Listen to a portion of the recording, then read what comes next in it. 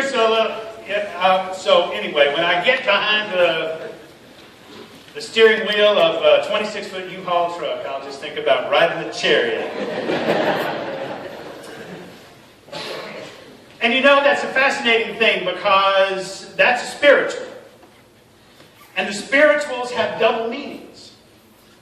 Okay, there's the individual spiritual meaning of, Judgment Day and ride that sort of spiritual chariot. That was the meaning that African Americans wanted their owners to hear. But what they really meant was riding a different chariot. The Underground Railroad. Are you ready for that journey? So in the black church, that's how you got prayed up to come north. You got prayed up to come north, and one of the, this isn't a word, I guess, termini,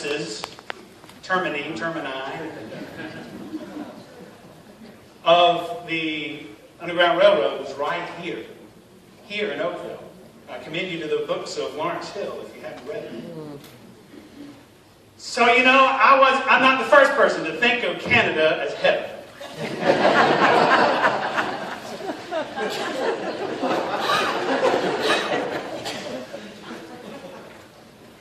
Yes, right. A few months ago, I would have something else to say. So, no, it's Canada has been a slice of heaven, and you have been. It's because of you, right? It's the people that we meet wherever we go. I've never ever served a congregation anywhere that I haven't been tremendously blessed and tasted a bit of heaven. It's like it is. Communion is just a symbol for what God shares with us every day, day in, day out, whether it's at a potluck or whether it's in a conversation or whether it's down in the friendship room as we're, enjoying time of teaching and learning together, or here or wherever, playing with children in classrooms, wherever. It's been a lot of heaven. And I just want to say thank you. I particularly want to say thank you to all those who have made this last week so meaningful and rich. And the last year so meaningful and rich. And I stand here now and I think to myself, we want life to be smooth and not to have adversity in it. We want to, then we move through it. And we look back and we see indeed how God bore us on some kind of chariot to the place where we are. And we look back, and even with African Americans in their way, we say, I wouldn't take nothing for my journey now. And so I just thank you for being wheels on a chariot, bearing me to this moment today when it was hard for me to bear myself. So, thank you. I just want to say that.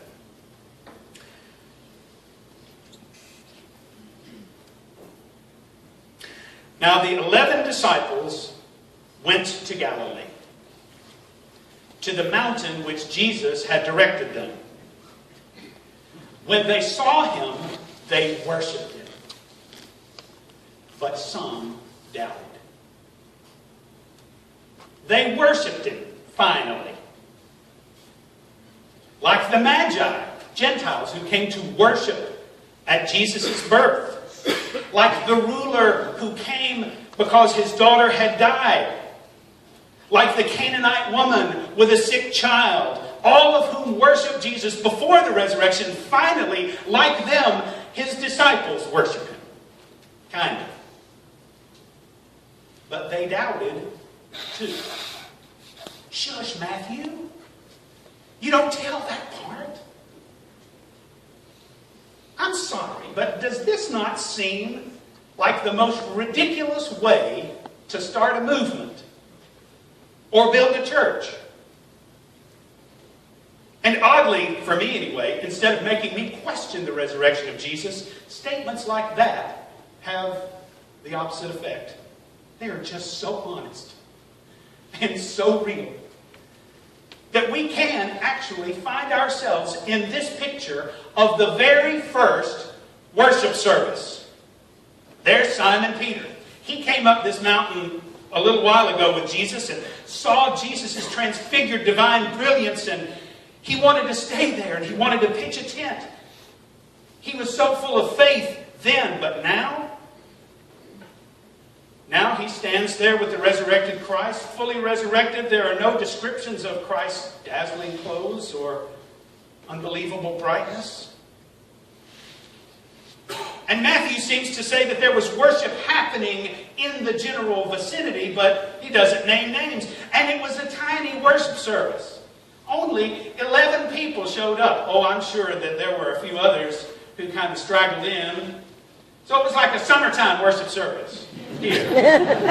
You know, it wasn't the Sunday before Christmas. It wasn't Easter, even at Easter. So I'm wondering if Peter is kind of nodding his head in agreement with Jesus, but also has his hand in the pocket of his robe, running his thumb over the sharpened point of a fishhook that he keeps just to remind himself that there is another option. The first recorded worship service looks pretty humble, doesn't it? The 11 are there, they have worship on their minds, but they're also thinking to themselves, you know, it's Father's Day today, and if Jesus will just hustle it up a little bit, I'd kind of like to have lunch with my kids and watch golf for the rest of the afternoon. Jesus, you don't have to give us the whole load today. I'll come back next week and I'll get another load if we can make it back from the cottage in time. The text doesn't say so, but in my sanctified imagination I see Mary Magdalene picking her way through Holy, Holy, Holy on a terrible piano. Because Jesus couldn't call one male disciple with piano skills. And she has one eye on Jesus and another eye on Levi's two kids who appear to be shooting rolled up balls of Sunday bulletin at each other through drinking straws.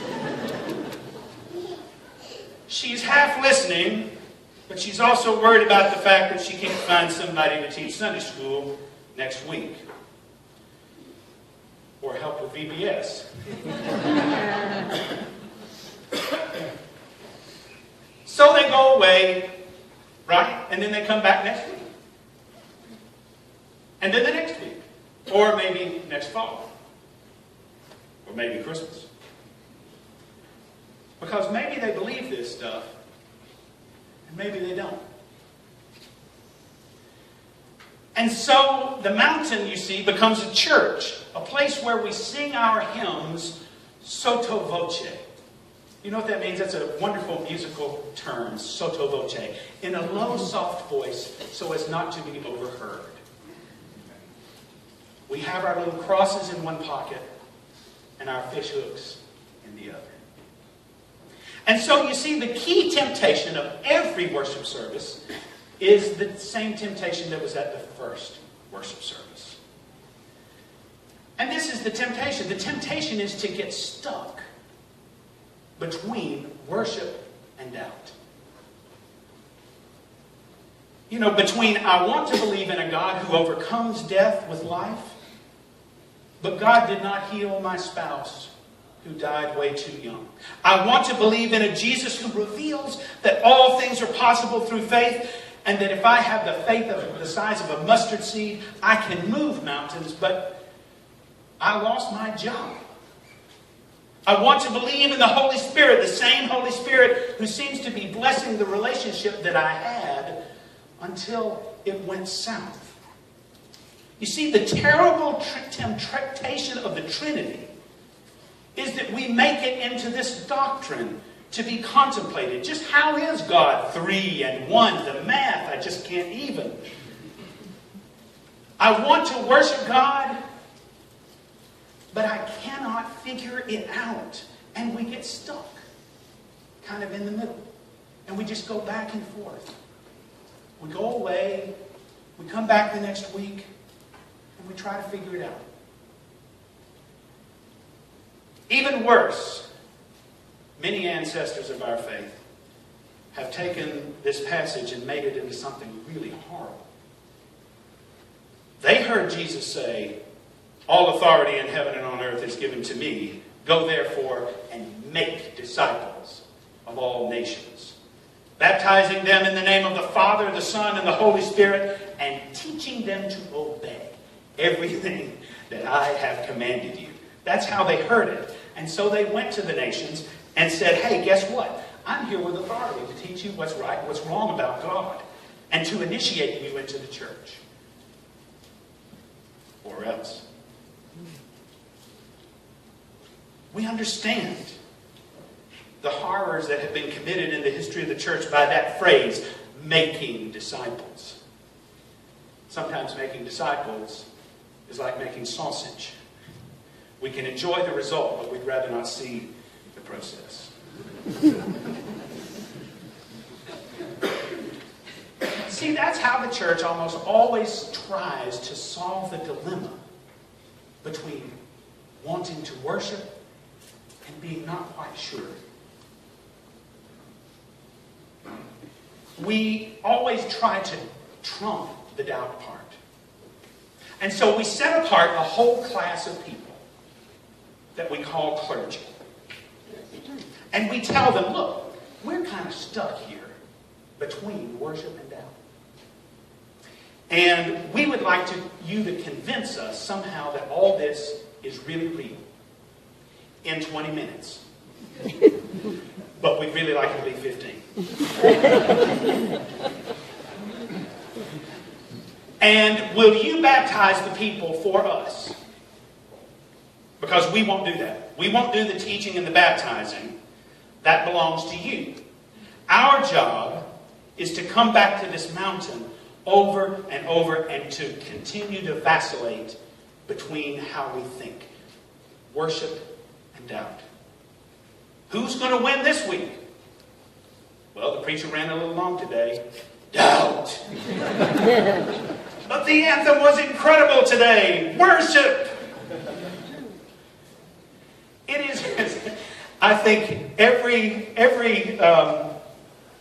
clergy person is in trouble. I'm trying to remember. Devin Morden, did you see the picture up here a few minutes ago? Devin Morden had a t-shirt on Thursday. And I think most clergy people either wear one like that or they are seen as being wearing one like that. And it said on the front, I may be wrong, but I seriously doubt it.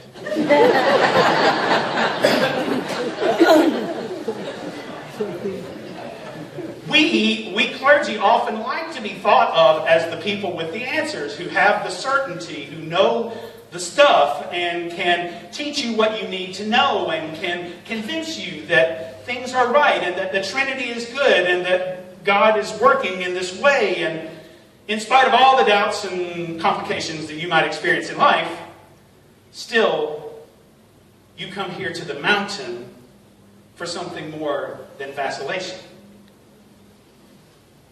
Woe be unto the clergy person who expresses her own doubt, her own fears, who reflects the same doubts and uncertainties that the congregation feels, because that's not why we are retaining your services.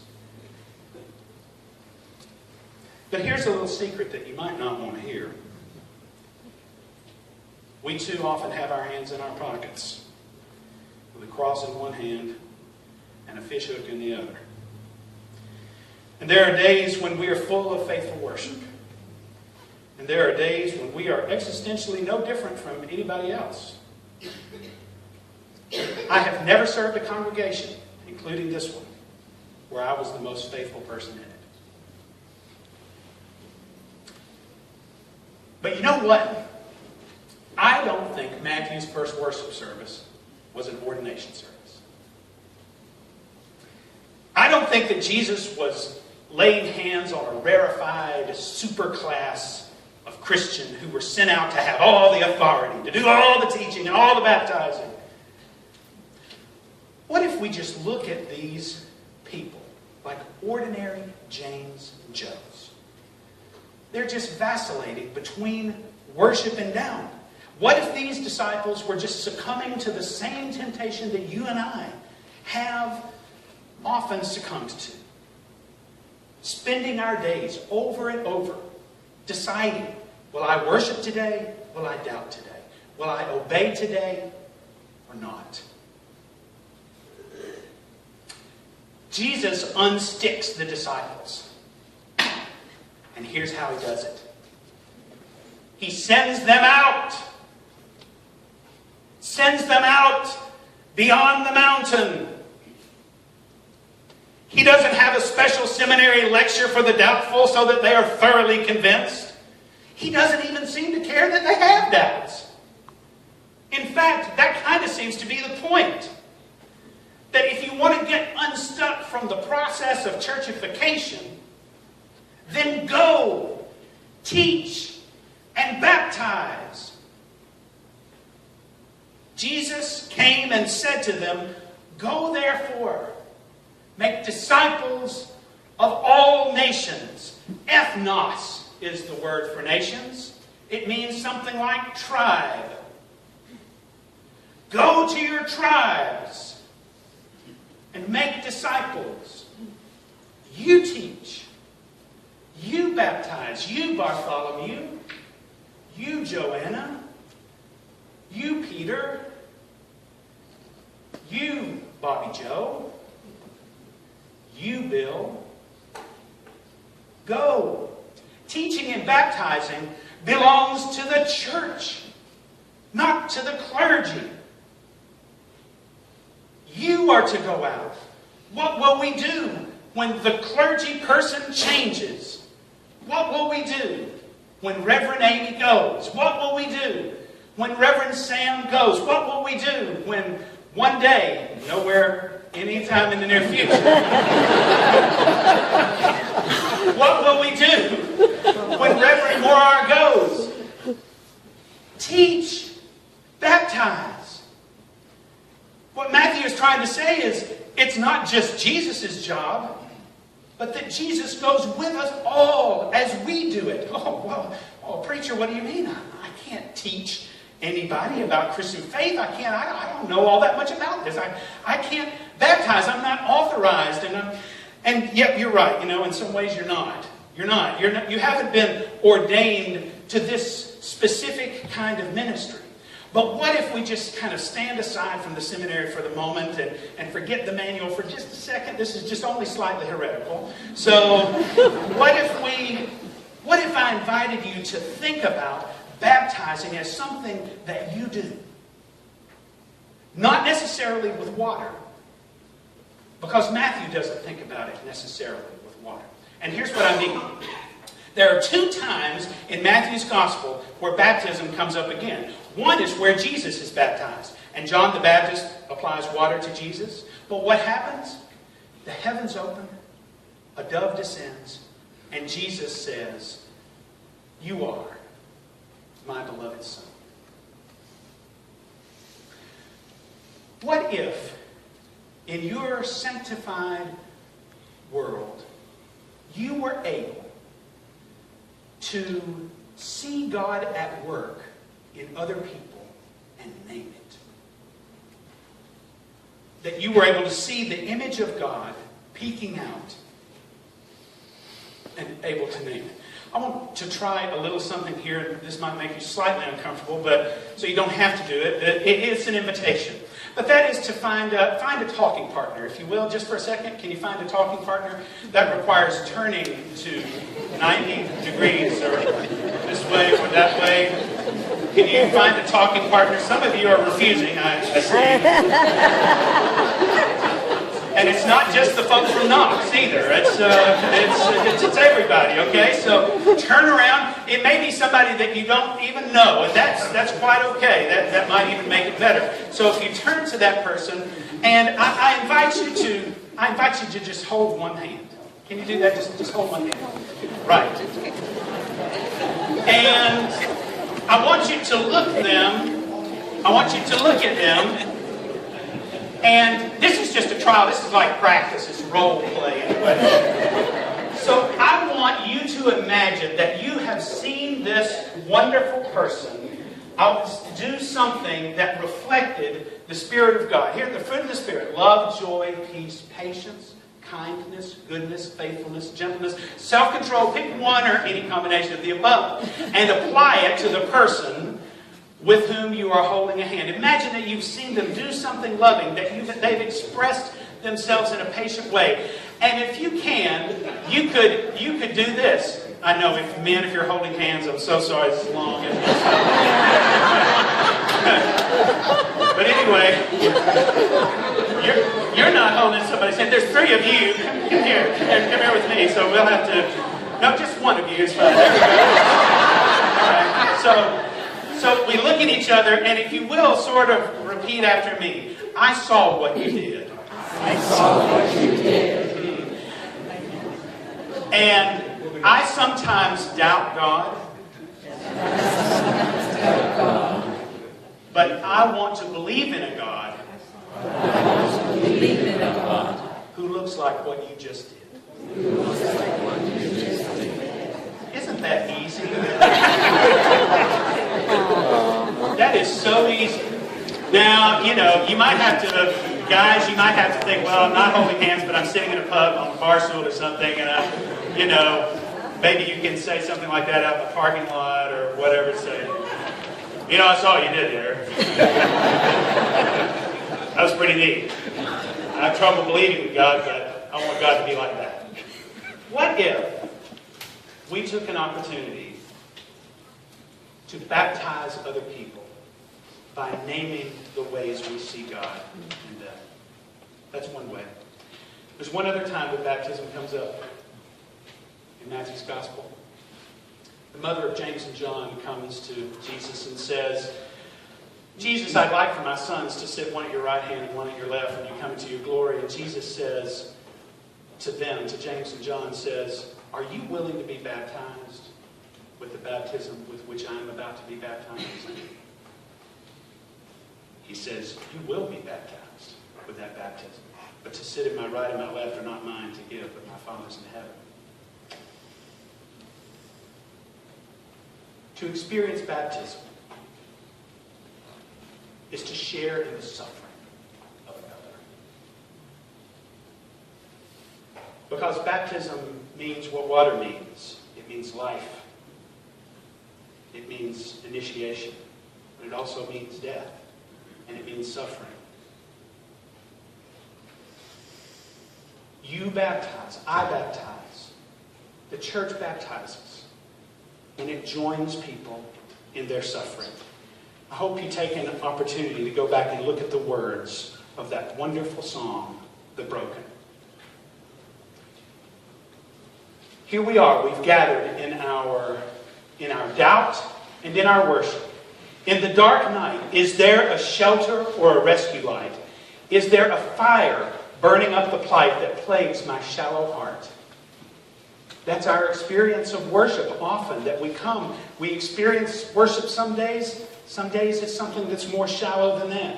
Because lately, I swear, this world is a maze to me. My eyes are blinded by the things I see that are tearing us all apart. So God, are you there?